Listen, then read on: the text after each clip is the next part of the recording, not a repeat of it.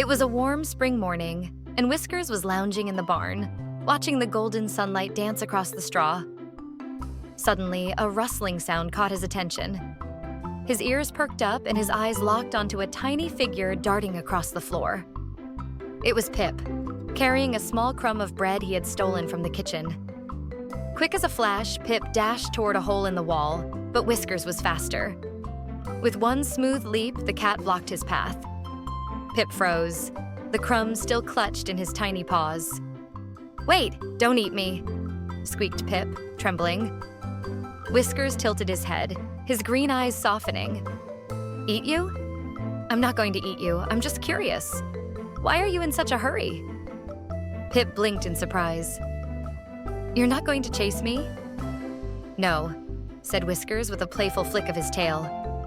"You seem far too interesting for that." Realizing he was safe, Pip relaxed slightly. His natural cleverness quickly took over. "All right, if you're not going to chase me, perhaps we can make a deal," he said, his whiskers twitching mischievously. Whiskers leaned closer, intrigued. "What kind of deal?" Pip grinned. "I know every nook and cranny of this farm, including places you've never seen. If you can solve a riddle, I'll show you the mo." Whiskers purred thoughtfully. "A riddle, you say? I do love a challenge." Pip scampered onto a hay bale and cleared his throat dramatically. "Here's your riddle. I'm not alive, but I can grow. I don't have lungs, but I need air.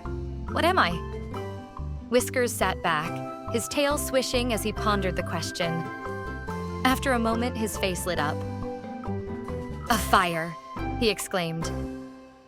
Pip's eyes widened in admiration. "You're smarter than you look, Whiskers. A deal's a deal. Follow me." Pip led Whiskers through the barn, past stacks of hay and barrels of grain, until they reached a hidden door tucked behind a pile of old sacks. Pip pushed it open with surprising strength for such a small creature. Inside was a dusty, forgotten grain room, filled with sacks of oats, corn, and wheat. Sunlight streamed through a crack in the wall, illuminating the golden grains. "This," said Pip with a flourish, "is my secret stash. I come here when I want to be alone, or when I'm feeling a little hungry." Whiskers' eyes widened. "This is amazing. How did you find it?" "Being small has its advantages," Pip said with a wink. The two sat down together, sharing stories and even nibbling on some of the grains. Whiskers discovered he quite liked the taste of oats, and Pip realized it was nice to have someone to talk to. From that day on, Whiskers and Pip became inseparable. Each morning, they would meet in the grain room to play riddles, share snacks, and talk about their adventures. The other animals on the farm were astonished. "A cat and a mouse friends?" The chickens clucked in disbelief.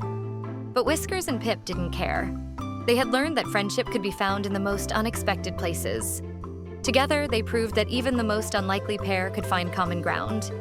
And so, the curious cat and the clever mouse lived happily ever after, their days filled with laughter, riddles, and a friendship as bright as the golden grains in their secret room.